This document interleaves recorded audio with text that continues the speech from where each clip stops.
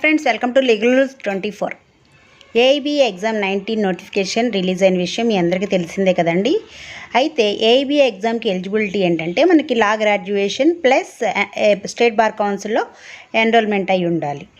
అయితే last year రీసెంట్గా 5 judge bench supreme court judgement ఏంటంటే ఫైనల్ సెమిస్టర్ స్టూడెంట్స్ ఎవరైతే ఉన్నారో వారిని ఏఐబీ ఎగ్జామ్కి ఎలో చేయమని చెప్పి జడ్జిమెంట్ ఇవ్వడం అయితే జరిగిందండి.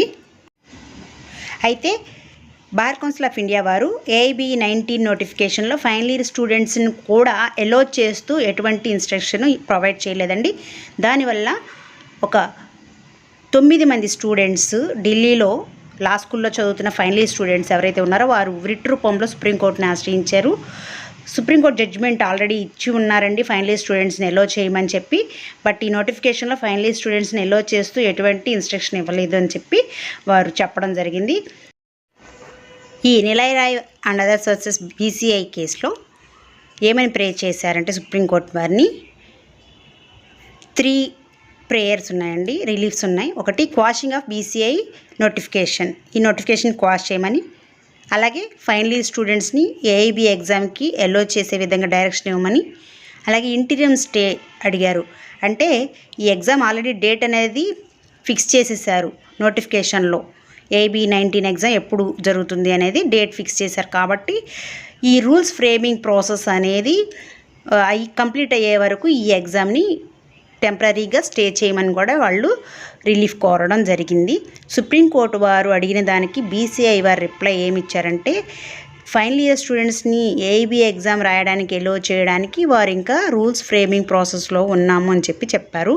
సుప్రీంకోర్టు వారు నెక్స్ట్ వీక్కి వాళ్ళని ఆ రూల్స్తో కోర్టుని అపియర్ అవ్వమన్నారు. ఏమన్నారంటే బీసీఐ రూల్స్తో సహా వచ్చినప్పుడు నెక్స్ట్ ఆ విషయం మీద కంప్లీట్ క్లారిటీ అనేది నెక్స్ట్ వీక్ హీరింగ్ అప్పుడే ఇవ్వడం జరుగుతుందని చెప్పారు. అంటే ఇక్కడ మనం చూసుకుంటే ఇప్పుడు ఫైనల్ ఇయర్ స్టూడెంట్స్ని ఎలో చేసే విధంగా ఇప్పుడు ప్రజెంట్ ఇచ్చిన ఏఐబీ 19 నోటిఫికేషన్ లేదు. అలాగే ఫ్యూచర్లో ఇప్పుడు వాళ్ళు ఎలో చేస్తారా, ఎగ్జామ్ ముందే కండక్ట్ చేస్తారా, ఇది ఇంటీరియం స్టే చేస్తారా లేదా అనేది కూడా ఇంకా క్లారిటీ రాలేదు. దీన్ని బట్టి మనకేమర్థమైందంటే బీసీఐ వారు ఫైనల్ ఇయర్ స్టూడెంట్స్ని ఏఐబీ ఎగ్జామ్కి ఎలో చేస్తూ రూల్స్ ఫ్రేమ్ చేసి సబ్మిట్ చేస్తే కానీ సుప్రీంకోర్టు వారు కంప్లీట్ క్లారిటీ అనేది మనకి ఇవ్వడం జరగదు.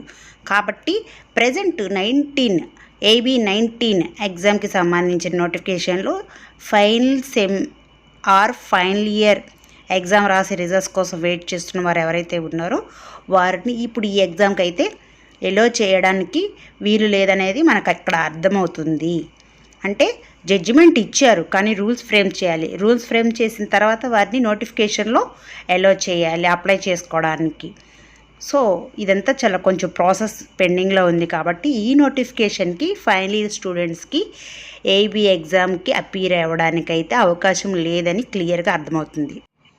ఇదండి ఏఐబీ 19 ఎగ్జామ్కి సంబంధించిన లేటెస్ట్ అప్డేట్.